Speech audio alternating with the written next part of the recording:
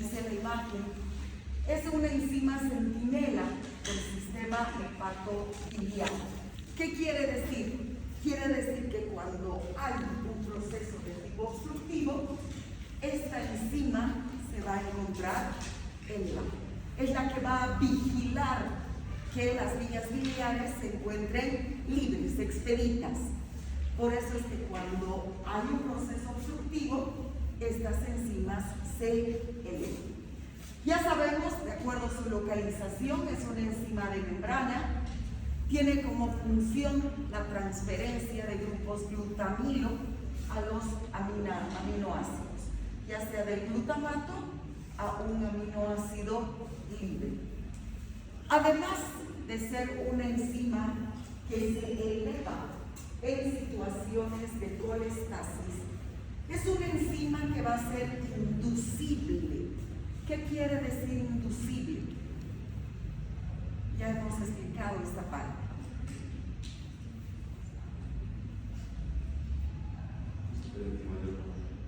Sí, pero ¿cuál va a ser esta otra manera? Que va a aumentar su producción cuando tengamos que metabolizar fármacos o alcohol. ¿Qué fármacos son los que inducen su síntesis aumentada? Son principalmente el paracetamol y los antiepilépticos.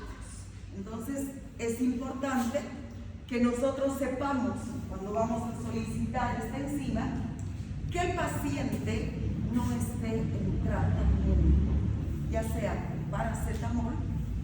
¿Qué función tiene el paracetamol, chicos? Antipirético, ¿sí? Su principal función es antipirético, es del tipo de los AINES, antipirético, analgésico, antiinflamatorio, antiagregante plaquetario, pero siempre tiene una función predominante, que es antipirética. Muy bien. Entonces es inducible por cuando el paciente consume bebidas alcohólicas. Y ahí está la otra función de la gamma-glutamiltransferasa. La gamma-glutamiltransferasa se va a comportar como el termómetro del paciente alcohólico. ¿Por qué? Porque independientemente de la cantidad de alcohol que haya ingerido el paciente, la gamma-glutamiltransferasa se va a elevar. ¿Y qué me interesa de un paciente alcohólico? Que definitivamente deje de consumir bebidas alcohólicas. Entonces, si ha consumido, la gamma-glutamiltransferasa va a estar elevada, necesariamente. No es una prueba de alcoholemia, chicos. No me va a decir, este paciente estaba borracho y este no. Simplemente me va a decir, ¿consumió o no consumió bebidas alcohólicas? Como ya les había dicho, tiene una elevación en lo que se conoce como ictericias obstructivas. Puede ser la obstrucción a nivel de los canalículos intrahepáticos o posthepáticos.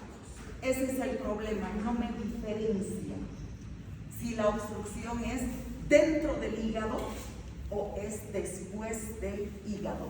No existe una enzima que sea capaz de diferenciar dónde está la obstrucción. Pero no se preocupen, para eso tenemos pruebas por imagen.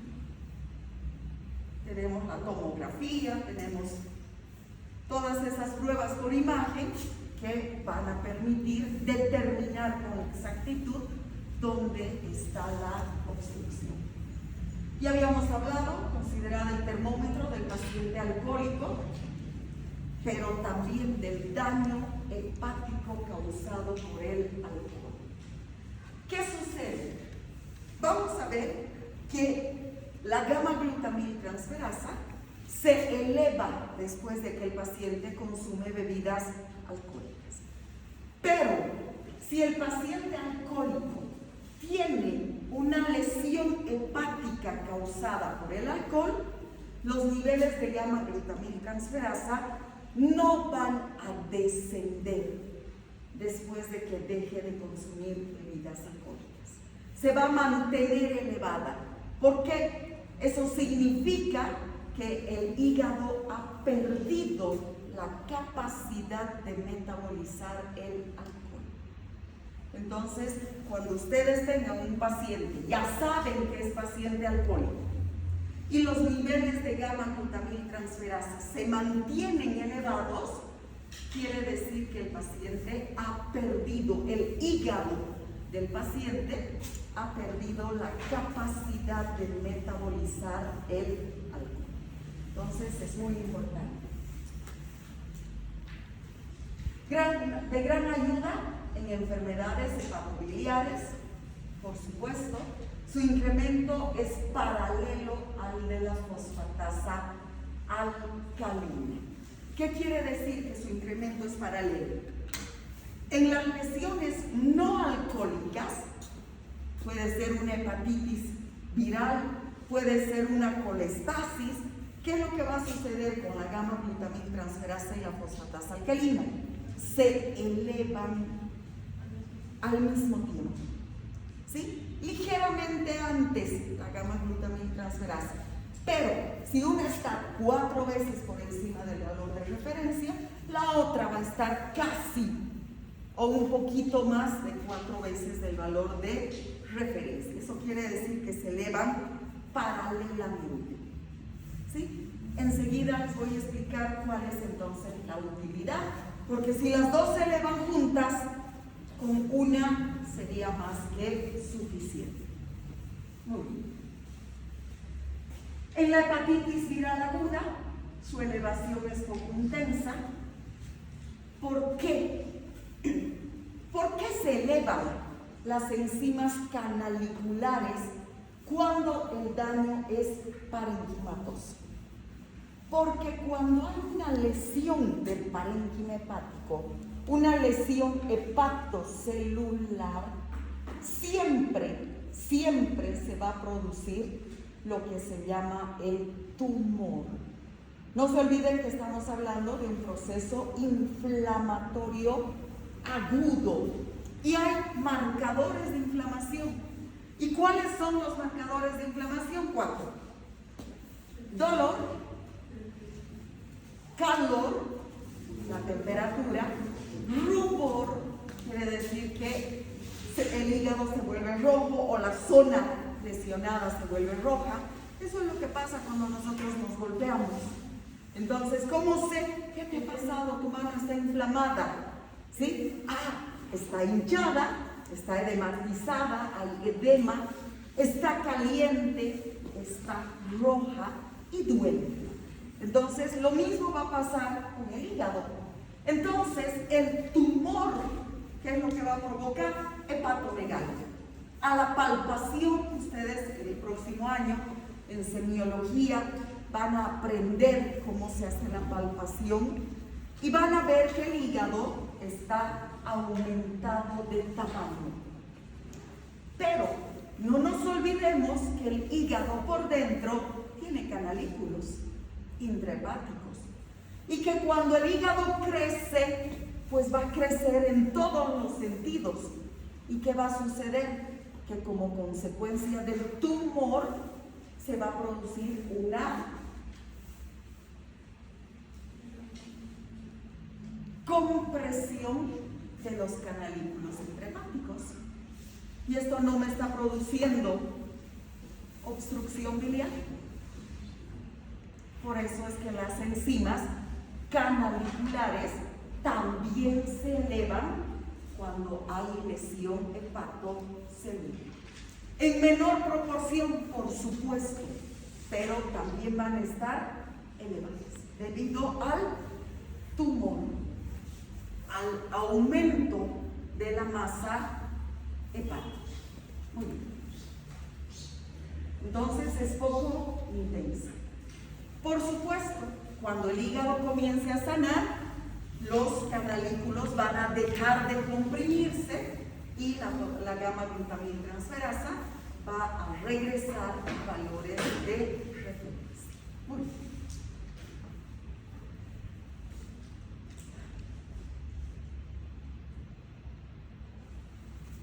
principal función, es responsable del metabolismo del alcohol. Ya les había mencionado que es muy utilizada para evaluar la función del hígado en respuesta al alcohol.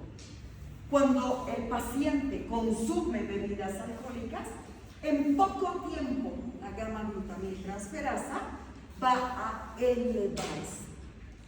Y como tiene una vida media de 10 días, entonces se va a encontrar elevada por bastante tiempo. Nos da una información, una evidencia objetiva de ingesta reciente de alcohol. Por eso es que habíamos mencionado que un paciente no puede ir a hacerse exámenes de laboratorio si noche antes ha consumido bebidas alcohólicas. No importa que sea una copa de vino, la gamma-glutamiltransferasa va a estar elevada. En los alcohólicos crónicos, ¿qué sucede? Ya les había adelantado algo. Si mi paciente alcohólico es crónico y tiene niveles elevados de gamma-glutamiltransferasa, significa que el hígado ha perdido la capacidad antitóxica. Es decir, que el hígado ya no es capaz de neutralizar, de metabolizar el alcohol. Es muy importante. ¿Pero en quiénes? Pacientes alcohólicos crónicos. Está inducida su síntesis por fármacos. Ya habíamos mencionado que fármacos, paracetamol y antiepilépticos, el fenobarbital, la carbamazepina, todos estos son fármacos antiepilépticos. Entonces, si el paciente es un paciente que tiene epilepsia y que está en tratamiento, no vayan a pensar que es por alcohol o que tiene un proceso de tipo obstructivo. ¿Sí? Aumentan los niveles con el consumo de estos fármacos. Es muy útil para el diagnóstico y manejo del paciente alcohólico, ¿sí? Principalmente para el manejo. ¿Qué me interesa del paciente alcohólico? Que no consume bebidas alcohólicas. Entonces, a veces ni siquiera tienen tufo los pacientes alcohólicos, pero han consumido bebidas alcohólicas. ¿Cómo voy a detectar este consumo? Gamma-glutamiltransferasa. Muy utilizado para evaluar a los alcohólicos.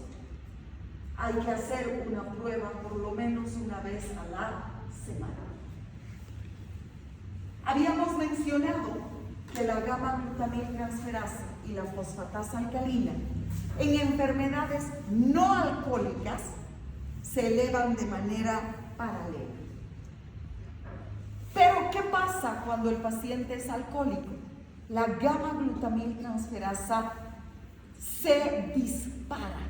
¿Qué quiere decir? Que se pierde este paralelismo y la gamma-glutamiltransferasa va a subir mucho más rápidamente que la fosfatasa alcalina.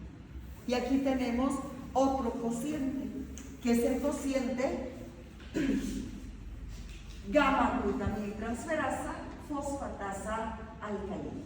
Si yo divido el valor de gamma-glutamiltransferasa entre el valor de fosfatasa alcalina, mi paciente es alcohólico,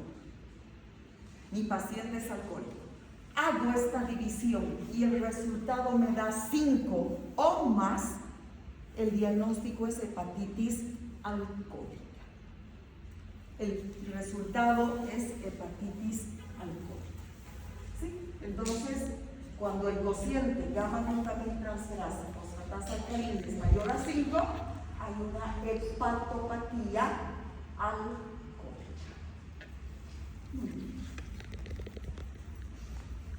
En el daño hepatocelular, ¿qué pasa? Es un marcador de colestasis hepática y daño canalicular. Cuando hay una colestasis, cuando hay un proceso de tipo obstructivo, la gamma-glutamiltransferasa se va a elevar de manera paralela con la fosfatasa alcalina. ¿Por qué es importante? Cuando yo no sospecho de un problema alcohólico, porque como vamos a ver enseguida, la fosfatasa alcalina está elevada en muchas situaciones. La principal célula que me sintetiza fosfatasa alcalina es el hueso, no es el hígado, es el hueso. Entonces, si mi paciente tiene un problema óseo, la fosfatasa alcalina va a estar elevada. Y estamos hablando de niños, por ejemplo. ¿Por qué? Porque el hueso está en crecimiento. Entonces, ¿cómo voy a saber que este niño tiene un proceso colestásico con gamma-glutamiltransferasa? ¿Por qué? Porque la fosfatasa alcalina fisiológicamente en este niño está elevada. Elevación de la fosfatasa alcalina. Si la fosfatasa alcalina es alta y la gamma-glutamiltransferasa está elevada, el problema es hepático, colestasis. Pero si yo tengo una fosfatasa alcalina alta y una gamma-glutamiltransferasa normal, lo más probable es que el problema no sea hepático, que sea más bien óseo. Entonces, por eso es importante solicitar la gamma-glutamiltransferasa. La fosfatasa alcalina. ¿Qué es la fosfatasa alcalina? Es otra enzima que también está presente en las membranas celulares y su función es hidrolizar los grupos fosfato, principalmente provenientes del ácido fosfórico, y liberar fosfato inorgánico. La gamma-glutamiltransferasa tiene una vida media de aproximadamente de 10 días. La fosfatasa alcalina tiene una vida media más corta, 3 días. Tiene una vida media de 3 días, aproximadamente. Puede ser un poco más o un poco menos, no es matemáticas, ¿sí? Entonces tiene una vida media más corta. ¿Dónde se sintetiza? Principalmente en el hueso. La principal célula que me sintetiza fosfatasa alcalina es la célula ósea. ¿Sí? También se sintetiza en el hígado, en el intestino, en el riñón, en la placenta y en los leucocitos. ¿Qué función tiene la fosfatasa alcalina ósea? Permite la mineralización del hueso. Es la enzima que va a permitir que el hueso se mineralice. Entonces participa en la mineralización ósea. Hidroliza el pirofosfato inorgánico, favoreciendo la formación de hidroxiapatita. Entonces, esa es su función en el hueso. En el hígado, ¿qué función tiene? Se localiza en la membrana canalicular de los hepatocitos y del epitelio biliar, ¿sí? Y está relacionada con el flujo biliar y la secreción hacia el lumen de los conductos biliares. Esa es su función. ¿Cuándo se va a elevar? Si hablamos de enfermedades hepáticas, en los mismos casos en los que se elevaba la gamma-glutamiltransferasa, excepto el consumo de bebidas alcohólicas. Entonces, cuando hay un proceso de tipo obstructivo, intrahepático o poshepático, la fosfatasa alcalina se va a encontrar elevada en la colestasis, en la obstrucción biliar. Va a encontrarse elevada. Pero también en las enfermedades óseas.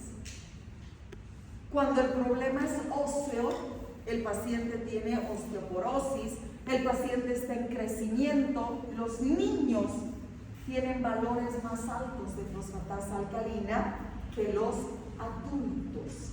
¿Por qué? Porque el hueso está en crecimiento.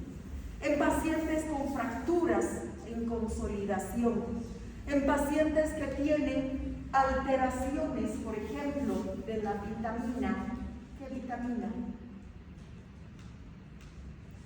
Que tiene que ver con el desarrollo del hueso. D de dedo. ¿Sí? Los pacientes que tienen deficiencia de vitamina D, la fosfatasa alcalina va a estar elevada.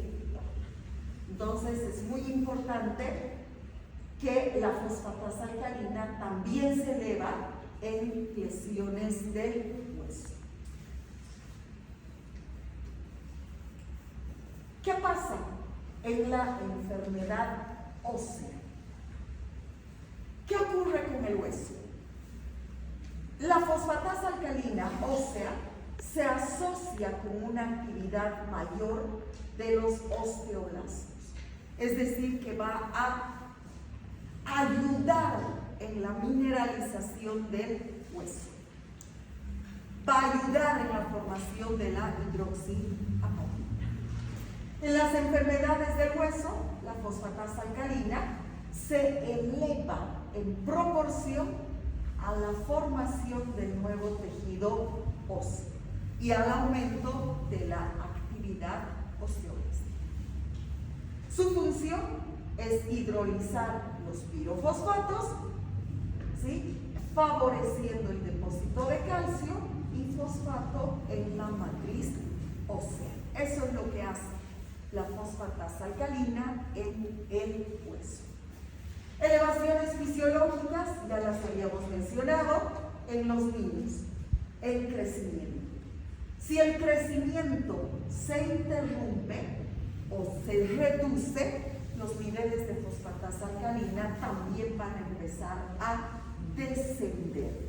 Entonces es importante, si nosotros queremos saber si este niño está creciendo adecuadamente, van a ver en pediatría que hay tablas que permiten a través de la fosfatasa alcalina determinar si el crecimiento óseo es adecuado o no para la edad del niño. ¿Por qué? Porque si el crecimiento se interrumpe, la fosfatasa alcalina disminuye. ¿Qué enfermedades con alta actividad osteoblástica producen su elevación? La deficiencia de vitamina D, ya sea en niños raquitismo o en adultos osteomalacia. La enfermedad de Paget es una enfermedad degenerativa del hueso. El hiperparatiroidismo con alto recambio óseo, fracturas en consolidación. ¿Qué pasa con las mujeres posmenopáusicas? También van a tener valores altos de fosfatasa alcalina, isoenzima ósea. ¿Por qué? Porque después de la menopausia puede aumentar el recambio óseo. ¿Por qué? Por pérdida de hueso.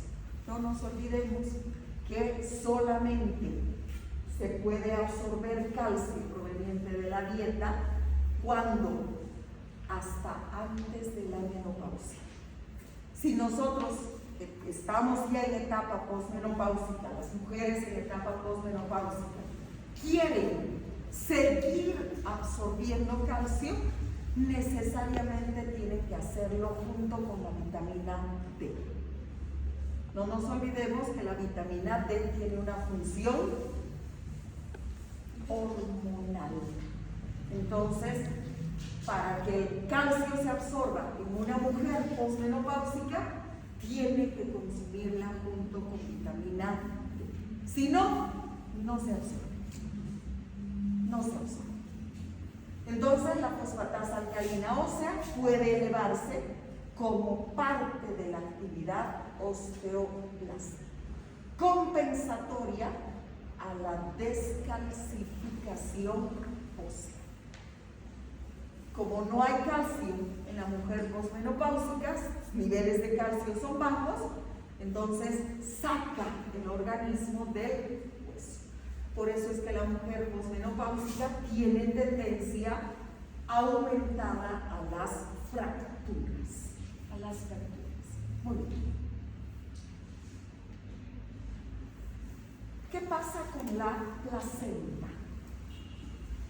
Cuando una mujer está embarazada, aparece un nuevo órgano, aparece la placenta, y esta placenta también sintetiza fosfatasa alcalina.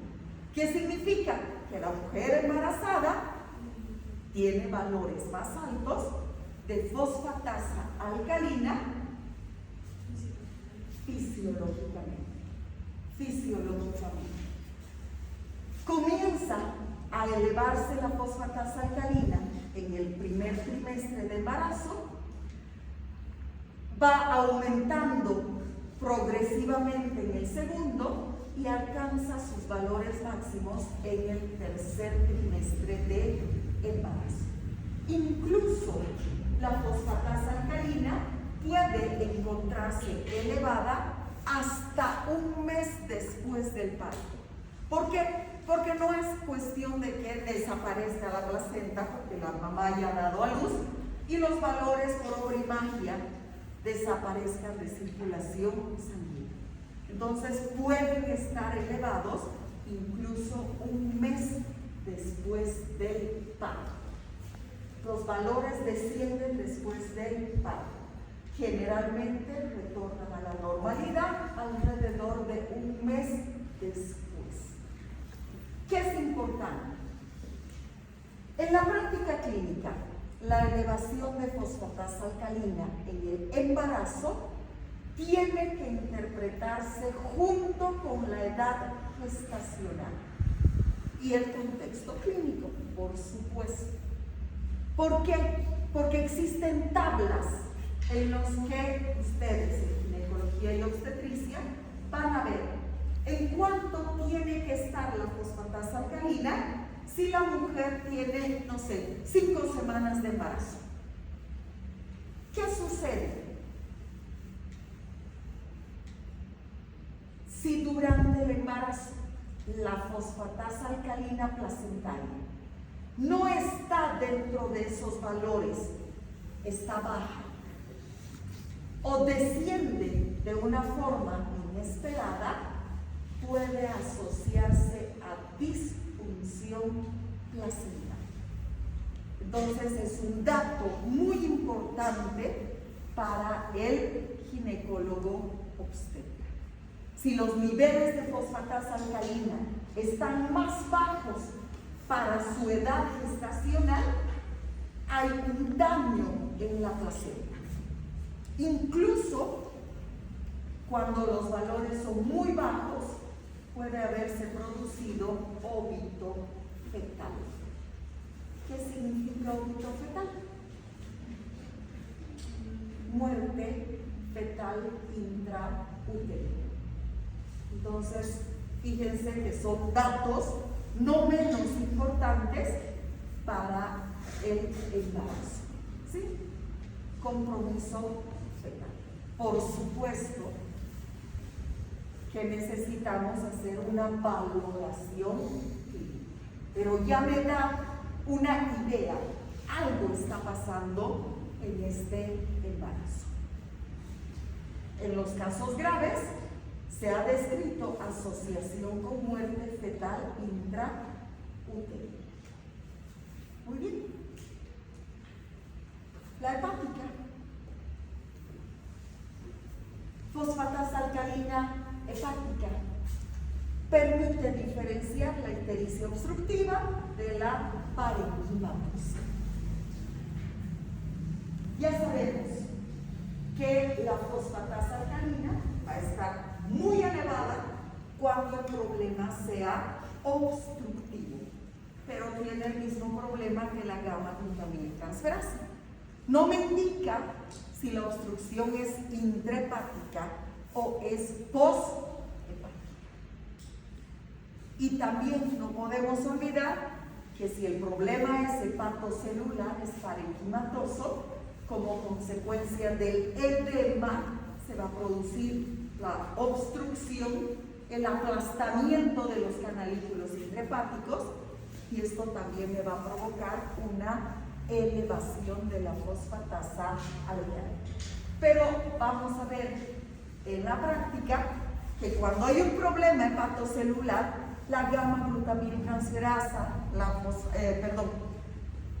aspartato-aminotransferasa y la alanino-aminotransferasa, que son las enzimas que se elevan en las lesiones hepatocelulares, las hermanitas, están 10, 20, 30 veces por encima del valor de referencia. Y la fosfatasa alcalina va a estar 2, 3, 4 veces por encima del valor de referencia. Por eso es que se dice que la elevación es pequeña. En cambio, si hay un problema colestásico, la gamma-glutamiltransferasa va a estar 6, 7, 8, 10 veces por encima del valor de referencia. Y las hermanitas van a estar 3, 4, 5 veces por encima del valor de referencia. ¿Está comprendido? Siempre debemos fijarnos cuáles están más elevadas. Siempre. Y por supuesto, no podemos descartar la clínica del paciente. Siempre va primero la clínica. La clínica. La fosfatasa alcalina en procesos obstructivos o colestásicos puede elevarse entre 3 y 5 veces su valor de referencia, aunque la elevación puede en algunos casos ser mucho más marcada. En la enfermedad parenquimatosa su elevación es menor, menos de 5 veces, y debe correlacionarse con los valores de aspartato y alanino-aminotransferasa. Y por último, la última enzima, la 5-nucleotidasa. Es otra enzima que lo que hace es una enzima de membrana también, que está recubriendo los canalículos biliares, y su función es hidrolizar las bases nitrogenadas. El adenosín monofosfato lo hidroliza, le quita su fosfato y se queda simplemente como adenosina. Su función: participa en el metabolismo de los nucleótidos y en el recambio de nucleótidos a nivel de las membranas. Cuando se eleva, en los mismos casos que las anteriores, es decir, en procesos de tipo obstructivo, en procesos inflamatorios del epitelio biliar y también como consecuencia de los fármacos hepatotóxicos. ¿Sí? Entonces, si yo sospecho que hay un proceso de tipo obstructivo, puedo solicitar las 3.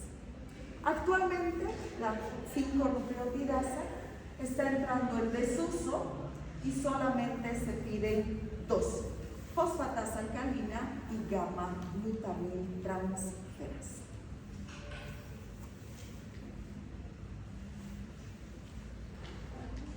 Sirve para confirmar el origen hepático de una colestasis.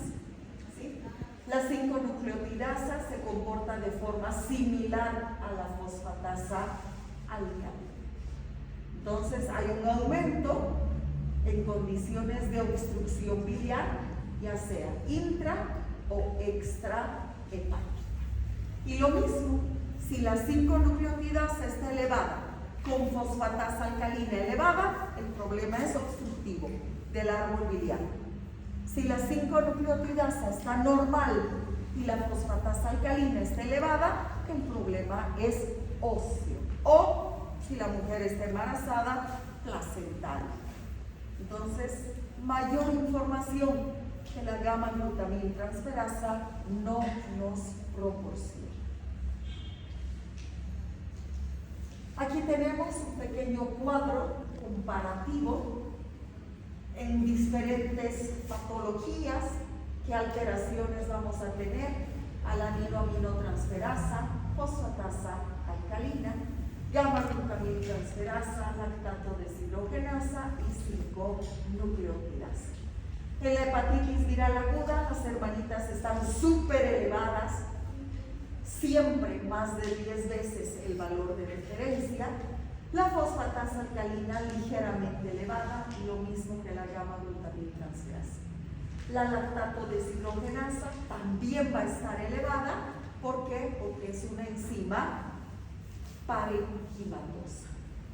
En la hepatitis alcohólica va a estar elevada más la aspartato que el alanino. Ya sabemos por qué, porque es una enzima mitocondrial y el alcohol es un tóxico mitocondrial. ¿Qué vamos a tener? Una elevación leve de la fosfatasa alcalina. ¿Y cuál va a estar elevada? La gamma-glutamiltransferasa. En los hepatocarcinomas, dependiendo de cuán grande es el tumor, vamos a tener elevaciones, y de la ubicación también del tumor. Ahí es variable, dependiendo de eso necesitamos una prueba por imagen y vamos a tener que es variable, si está en el parénquima hepático o si más bien está en los canalículos hepáticos. Mientras que los procesos obstructivos, ¿sí?, las hermanitas están ligeramente elevadas y las que están mucho más elevadas son las canaliculares, fosfatasa alcalina y gamma-glutamiltransferasa. En los fármacos que producen toxicidad vamos a tener, como es un fármaco que está provocando una hepatitis tóxica, van a estar muy elevadas las hermanitas.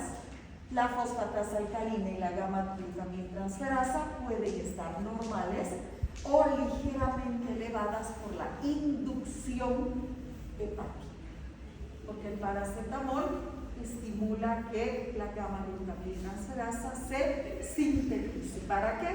Para metabolizar el fármaco. Muy bien. Entonces, con eso, hay algunas enzimas hepáticas que actualmente están en estudio. Estas ya están siendo empleadas en La Paz, en Santa Cruz, ya se solicitan estas enzimas. Se llaman enzimas emergentes. La glutamato deshidrogenasa es específica para las lesiones mitocondriales hepáticas. La K es la citoqueratina 18, es un biomarcador de apoptosis hepatocelular, y la microRNA 122 es muy específica para el daño hepático temprano. ¿Sí? En nuestro medio en Sucre todavía no se están utilizando. ¿Cuál es la intención? Que se diagnostique con mayor rapidez una enfermedad hepática para evitar las consecuencias posteriores. Entonces, en casos no en situaciones habituales, se pueden solicitar estas otras enzimas. ¿Sí? No voy a solicitar porque sospecho que un niñito de 6 años tiene una hepatitis viral aguda A. No voy a solicitar estas pruebas. Voy a solicitar en pacientes que tienen un compromiso hepático mucho más importante. Por eso es que hemos estudiado a detalle las otras enzimas, que son las que habitualmente se emplean. ¿Sí? Estos son otros marcadores en investigación. ¿Sí? La HMGB1 es citosólica, va a servir para investigar la lesión hepatocelular aguda. La ACP es una proteína de unión a ácidos grasos, ¿Para qué? Para la esteatosis hepática, para el hígado graso, no alcohol. Entonces, que es otra enfermedad importante que causa muchos problemas a la larga. Entonces, aquí tenemos otras enzimas, ¿sí? Fibrinogénesis, remodelado de fibrosis quística hepática. Este es mitocondrial como marcador de severidad y pronóstico de la enfermedad hepática. Entonces son enzimas que están en estudio. Actualmente no hay kits comerciales que permitan utilizarlas. Muy bien. Mañana, no mentira, el sábado vamos a pasar un horario. Por favor, a partir de mañana, todos los sábados vamos a pasar de 7 a 8 por internet, o sea, virtuales, clases virtuales. Si alguien no puede entrar a la clase virtual, no se preocupe. Inmediatamente terminemos la clase, voy a subir la grabación a la plataforma. El rato que ustedes puedan, la escuchan. Vámonos.